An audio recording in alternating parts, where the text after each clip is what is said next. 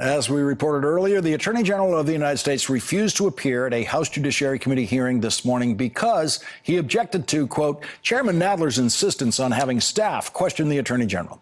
The Attorney General said that is, quote, unprecedented. In fact, there is a long history of committee staff, especially committee counsel, doing most of the questioning in both Senate hearings and House hearings.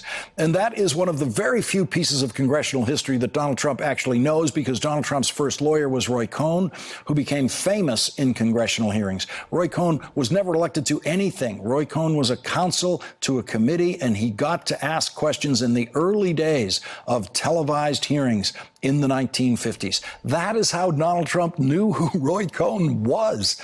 That is why Donald Trump and everyone else who hired Roy Cohn wanted Roy Cohn. They saw him on TV in those hearings. Here is a brief video history of some of the people who became big congressional hearing room TV stars by doing what the Attorney General of the United States now says is unprecedented, beginning with Bobby Kennedy in the 1950s, back when he was a committee staff lawyer. During the period of the operation of this committee, we've had some testimony regarding an individual by the name of Mr. Glenn Smith.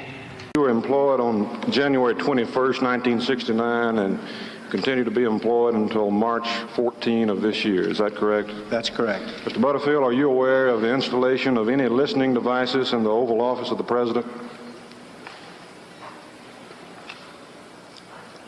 I was aware of listening devices. Yes, sir. As soon as the President, who may have used his telephone, lifted up his telephone and engaged in a conversation or received a conversation on his President's phone, the recording device began to record the telephone conversation. That's my understanding, Mr. Dash. I can think of no one better equipped to question the witnesses than Rachel Mitchell. I know this is stressful, and so I would like to set forth some guidelines that maybe will alleviate that a little bit. I understand that a professional prosecutor has been hired to ask me questions, and I'm committed to doing my very best to answer them. I have never been questioned by a prosecutor, and I will do my best. Senator Chuck Grassley and the rest of the Republicans in the Senate and the House don't remember any of that.